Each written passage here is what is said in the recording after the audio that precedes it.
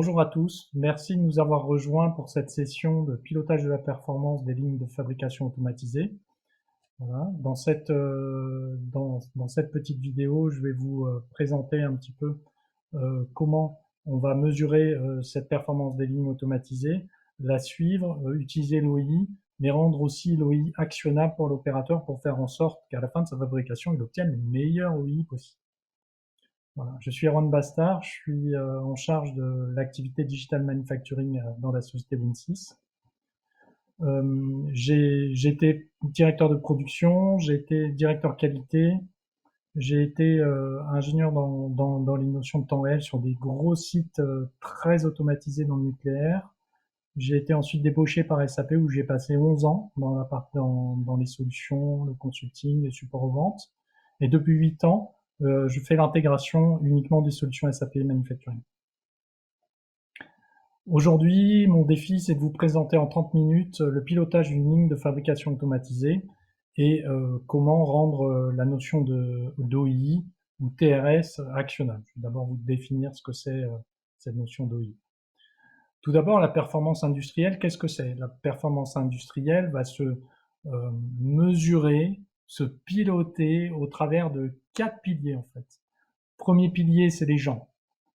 Et on doit mesurer finalement des notions comme l'absentéisme, les heures supplémentaires, des notions d'engagement du personnel, par exemple des suggestions d'idées ou l'implication des gens. Ça, c'est un KPI qui est à mesurer et qui est extrêmement important pour de le suivre et faire en sorte qu'on ait des gens engagés dans les process et les usines.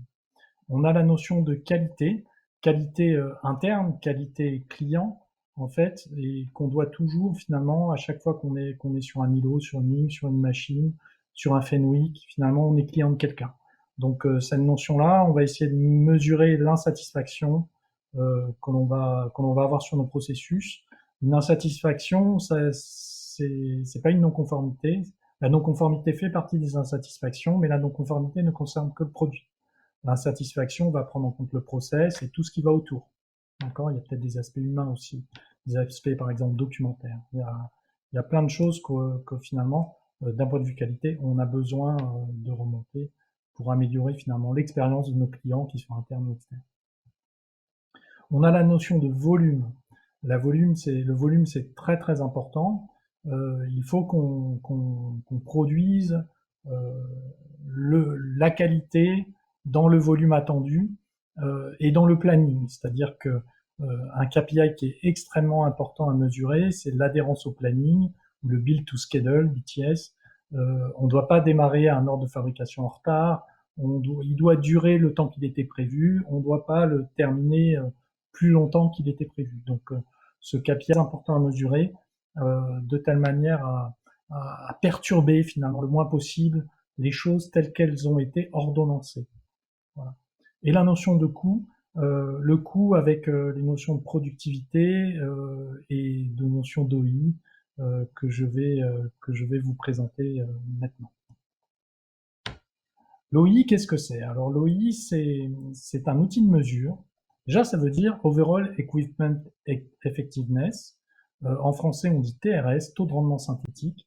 Et finalement, l'OI provient du Lean et c'est un outil de mesure qui nous permet finalement d'identifier les pourcentages de temps de production réellement productifs. En fait, on va sur le temps qu'on a alloué, combien de ce temps-là j'ai produit de la valeur des produits qui sont vendus. Par exemple, un OI de 100% va représenter une production parfaite. Ça veut dire que des produits conformes, faits le plus rapidement possible dans le respect du temps de cycle planifié, le temps de cycle prévu, le temps de cycle idéal, voilà, et sans aucune interruption. Voilà. J'anticipe la question, est-ce qu'on peut avoir des OI supérieurs à 100%? Oui, dans la théorie, mais c'est absolument pas un but. C'est-à-dire que si vous avez planifié un temps de cycle idéal, c'est que si vous le dépassez, vous allez générer des problèmes dans la qualité, vous allez peut-être générer de la surusure de vos équipements, vous allez peut-être générer des effets de bord que vous ne voyez pas. Le but, c'est d'arriver au plus près des 100%, c'est pas un objectif de dépasser les 100%. Voilà. Donc, dans l'OI, qu'est-ce qu'on a? L'OI, c'est la chasse au temps, c'est essayer de voir où est-ce que mon temps est parti, à quoi j'ai utilisé mon temps, et si jamais j'en ai perdu, dans quelle case finalement je l'ai perdu. Donc, sur un chiffre d'équipe, par exemple, j'ai un temps de travail, par exemple de 8 heures. Sur ce temps de travail de 8 heures, je vais peut-être dire, bah voilà, moi je fais en sorte de compter une pause, et cette pause va générer 30 minutes d'arrêt de ma ligne. Je considère que c'est un arrêt, donc ça veut dire que ces 30 minutes-là, je peux tout de suite les neutraliser et dire finalement mon OI de 100%, c'est 8 heures moins 30 minutes, ou alors mon OI maximum à atteindre, ça va être, dans mon exemple, 93,75. Mon 30 minutes n'est juste à titre d'exemple, bien sûr. Hein. Voilà. Donc, j'enlève ces pauses-là et je récupère le temps de production planifié, ce que j'ai prévu pour planifier. Là-dessus, je vais avoir des pertes. Par exemple, des pertes liées à des arrêts, à des changements, des attentes, etc. Donc, finalement, si j'enlève ces arrêts, je vais avoir une notion de temps d'ouverture. Voilà. Le temps dans lequel ma ligne, elle n'était pas arrêtée, elle était utile, elle fonctionnait. Puis j'ai cette notion de temps de fonctionnement qui va arriver. Donc sur ces temps d'ouverture, je vais dire, bah voilà, j'ai perdu des performances. Ma machine n'était pas à la bonne vitesse, donc elle n'a pas fabriqué autant de produits que je voulais. Donc j'ai une cadence et j'ai peut-être aussi des micro-arrêts ou des arrêts mineurs qui vont aussi réduire mon temps requis. Voilà. Ensuite, je vais avoir un temps, comment dire, net, dans lequel je vais n'avoir que déduire les notions de qualité, par exemple. Lorsque j'ai terminé un produit, je le rejette à la fin. Eh bien, du coup, le temps de fabrication de ce produit sera déduit de mon temps net. Voilà. Donc, je vais perdre un produit complet. Alors, maintenant, quand j'ai des produits qui sont pas finis, qui sont vraiment à leur début de vie dans ma ligne, si j'ai des problèmes qualité sur eux et que je les éjecte, etc., typiquement, je risque de les rentrer dans des problèmes de performance, des notions de performance, étant donné que je vais perdre des temps de cycle. En fait. Voilà. Donc tout ça, c'est vos règles qu'on va pouvoir, bien sûr, en fonction de vos process et de votre réalité physique, faire en sorte que les événements remplissent les bonnes cases de l'OI. Voilà. Cependant, l'OI, en tant que tel, si vous présentez les indicateurs de l'OI et même sa décomposition à un opérateur, eh bien, il ne va pas forcément savoir spontanément sur quel axe de sa machine ou paramètre de sa machine il doit agir pour améliorer la performance de sa ligne. Donc, c'est là que c'est extrêmement intéressant les applications qu'on a mis en œuvre pour rendre actionnable finalement ces éléments d'OI et faire en sorte qu'un conducteur de ligne, qu'un opérateur de production puisse réagir sur sa ligne. Par exemple, le premier élément indicateur de l'OI, ça va être la qualité. Quelle est ma performance en termes de qualité? Donc je vais mesurer mon taux de pièces bonnes du premier coup. Je vais mesurer les non-conformités que j'ai. Je vais peut-être faire des échantillonnages de produits sur ma ligne pour vérifier certaines choses et que ma production est bonne. Je vais peut-être avoir des retouches à faire. Je vais peut-être avoir des alertes internes ou des problèmes avec le client. Bref, ça, c'est des éléments que je dois suivre dans mes applications. J'ai des problèmes de qualité. Et si mes paramètres de qualité de ma ligne ne sont pas corrects, eh ben, peut-être que je dois arrêter ma ligne et faire en sorte de régler mes problèmes de qualité. Si ma qualité est correcte, d'accord, je suis complètement dans les clous, alors je dois aller sur un autre élément de mon OI actionnable, ça va être le volume. Donc le volume, je vais me poser les questions, ben voilà, est-ce que par rapport à la production réelle et par rapport à la capacité de production que j'ai sur ma ligne, est-ce que je suis dans les clous ou pas? Est-ce que je suis dans les clous aussi vis-à-vis de mon plan de production? Est-ce que je suis pas en retard vis-à-vis de mon plan de production? Est-ce que j'adhère bien à mon planning? Voilà. Est-ce que livre bien mes produits à temps? Est-ce que par exemple, si je suis en flux tiré, j'arrive bien à ne pas retarder ou ralentir les lignes qui sont à ma suite? Est-ce que mon temps de cycle que j'ai sur chacune des éléments de ma ligne, est-ce qu'il correspond, euh, est-ce que mon temps de cycle de ma ligne globale, pardon, correspond au takt time que j'ai réellement? Est-ce que j'arrive bien à sortir le nombre de produits par unité de temps que j'ai prévu? Et est-ce que mon temps de cycle réel, voilà, de chacun de mes stations contribue finalement à servir mon temps de cycle machine. Donc sur chacune de mes stations, en fait, je vais mesurer son temps de cycle réel et le comparer avec ce temps de cycle théorique. Voilà. Et de telle manière à visualiser, voilà, est-ce que je suis pas à quel endroit de ma ligne est goulot et quel endroit de ma ligne contraint finalement le débit de ma ligne de fabrication. Si je suis pas correct sur la notion de débit, bah, il faut que je m'arrête et que je me concentre sur cet aspect-là, avant de passer sur l'autre notion de l'OI, qui va être des notions de coût. De coût parce qu'il est important, on est là pour tous pour gagner de l'argent et on doit avoir notre ligne de fabrication qui soit rentable. Donc pour que notre ligne de fabrication soit rentable, il faut que finalement mon indicateur OI il soit dans les valeurs que j'attends sur ma ligne, mais aussi il faut que je vérifie que le temps supplémentaire que je vais prendre, par exemple les heures supplémentaires, c'est peut-être un coût non prévu. Est-ce que j'utilise bien le matériel en accord avec la nomenclature, c'est-à-dire je surconsomme pas des composants ou des éléments constituant mon produit. Est-ce que toutes mes personnes sur ligne sont sur des actions de valeur ajoutée? euh, Est-ce que je peux optimiser cette main-d'œuvre-là? Est-ce que toutes mes machines, finalement, tous mes moyens sont optimisés? Quel est mon coût de non-conformité finalement? Est-ce que mon coût de non-conformité ne pénalise pas le fait que ma ligne est rentable ou pas? Est-ce que j'ai des actions de triage à faire en sortie de ligne qui sont des coûts de personnel en plus et des heures en plus et des coûts de matériaux avec des outillages par exemple, des coûts indirects que je peux générer sur ma ligne et avoir sur ma ligne qui ferait en sorte que mon coût augmenterait.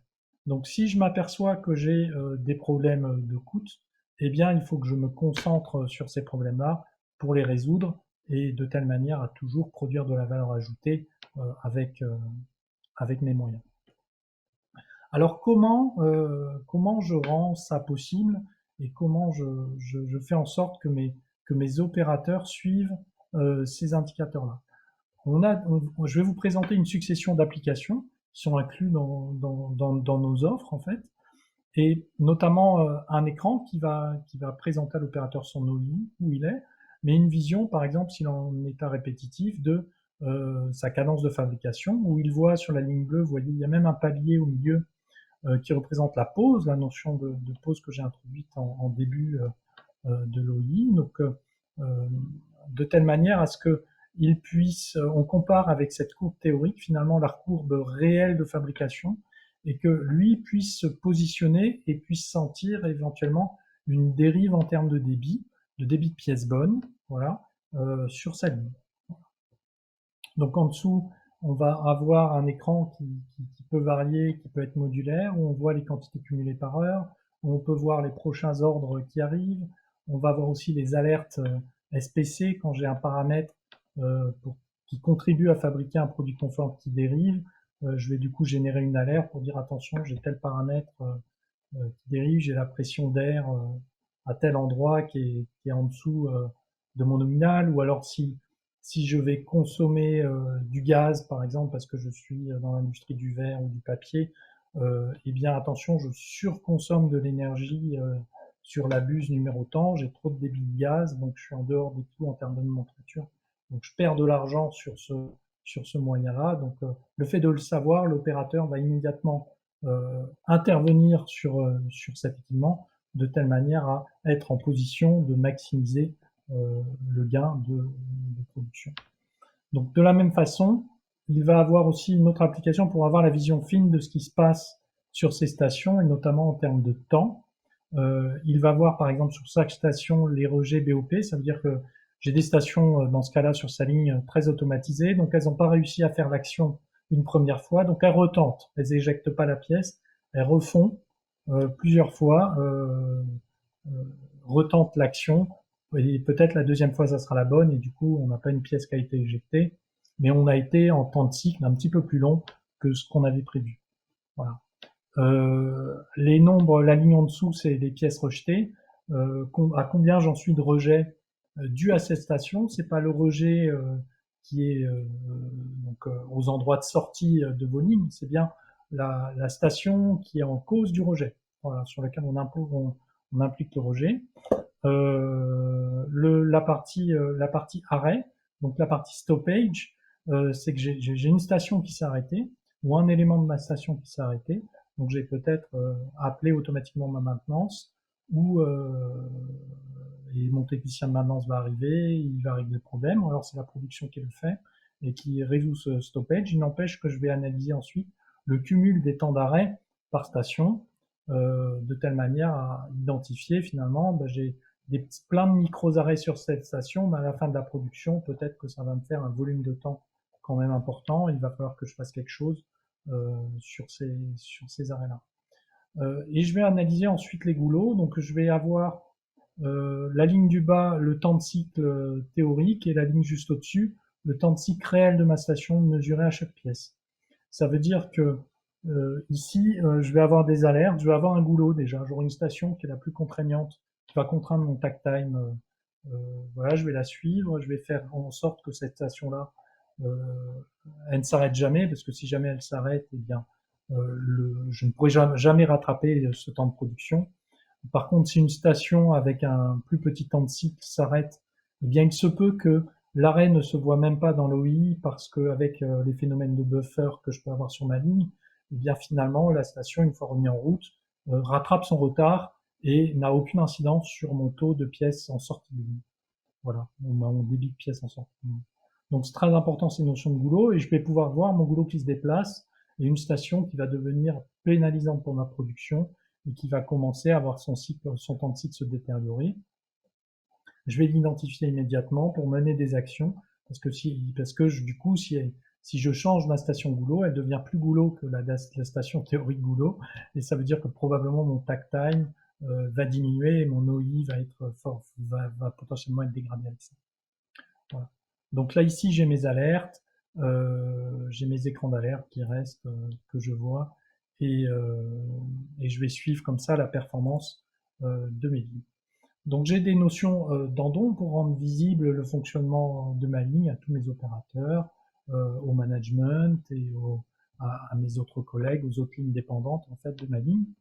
Et je vais pouvoir afficher différentes informations pour dire ben voilà quel article je fabrique, quel est le prochain je fabrique, à quelle heure je commence, combien j'en ai fabriqué, quel est l'objectif de fabrication, à combien de pièces de déficit je suis par rapport à ce que j'aurais dû faire, mon temps d'OI, enfin mon OI, parce que ça n'a pas de valeur, un OI c'est un pourcentage tout bête, et mon temps de cycle, où je suis, quelle est ma cadence, quel est mon temps de cycle par rapport à mon temps de cycle théorique, et depuis quand j'ai pas eu d'arrêt.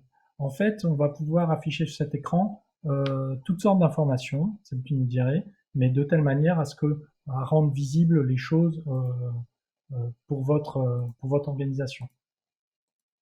Voilà.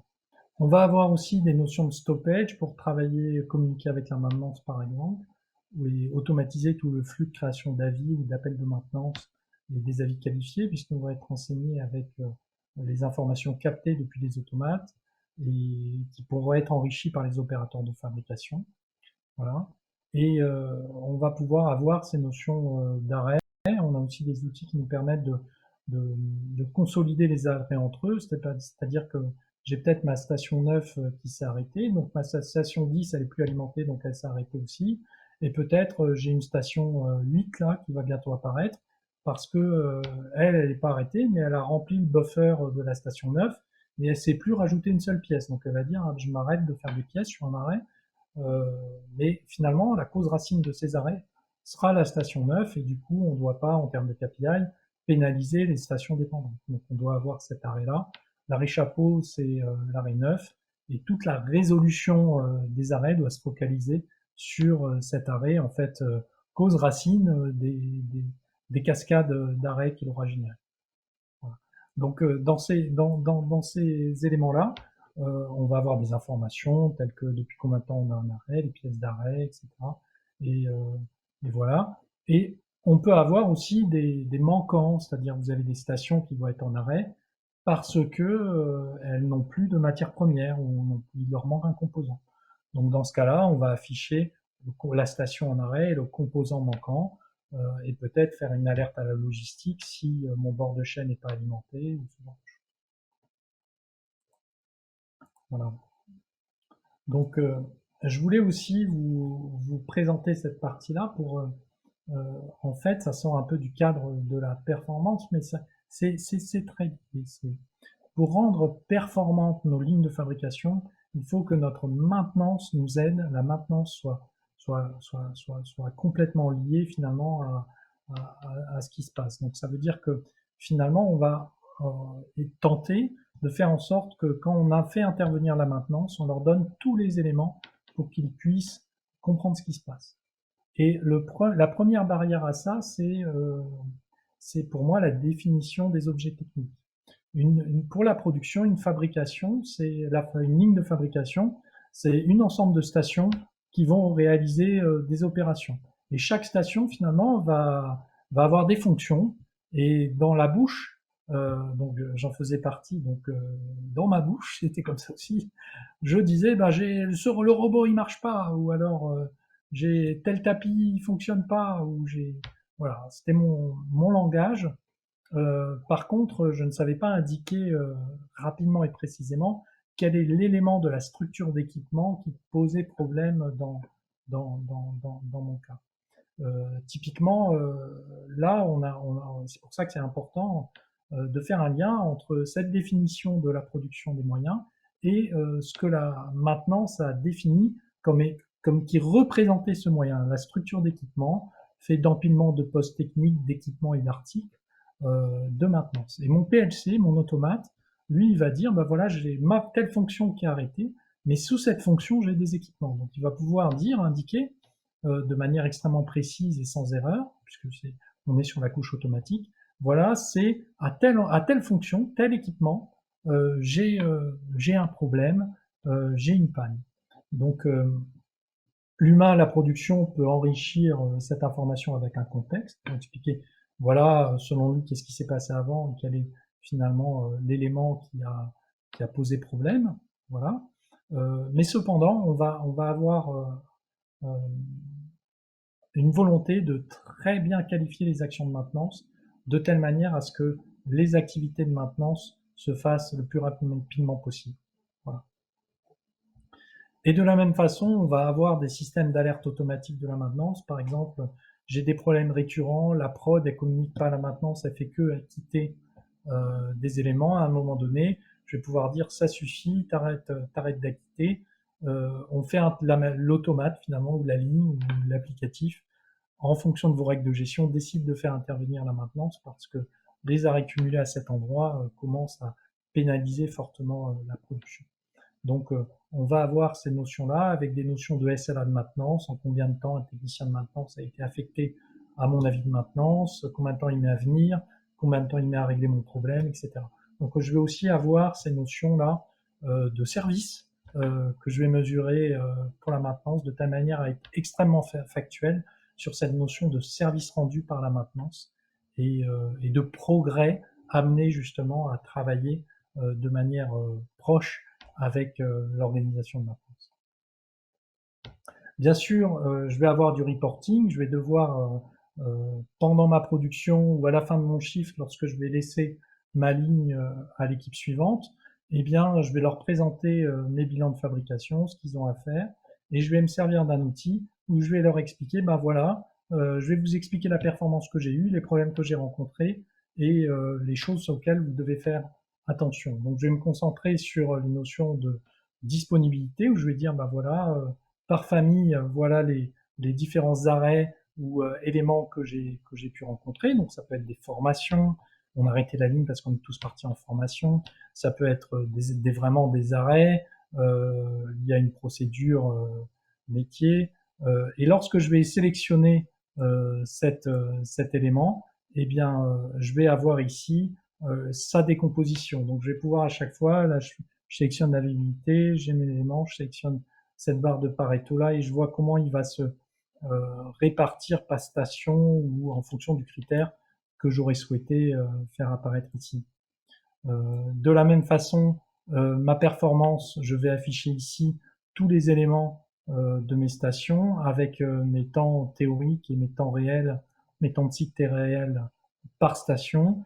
Et en sélectionnant par exemple une station, je vais voir un découpage, par exemple par article fabriqué, par ordre de fabrication fabriquée, des choses comme ça, de tous les éléments qui ont pénalisé mon temps de cycle. Voilà. Donc, et comment ils se répartissent. Donc, je vais pouvoir analyser ça de manière très précise. Et pour ma qualité, bon là c'est parfait, j'en ai aucun. Mais si j'avais des rejets qualité, etc., il se dirait là, voilà, j'ai eu tel rejet qualité de telle nature, en cliquant dessus, ben, ils sont liés à quelle station en a été la cause, et éventuellement ce que j'ai mis en œuvre pour régler le problème. Voilà. Je vous remercie d'avoir suivi cette petite émission. J'aurai grand plaisir à vous en parler plus longuement. C'est un challenge de faire ça en 30 minutes. Et je suis disponible pour toutes vos questions et j'aurai grand plaisir à y répondre immédiatement. À tout de suite.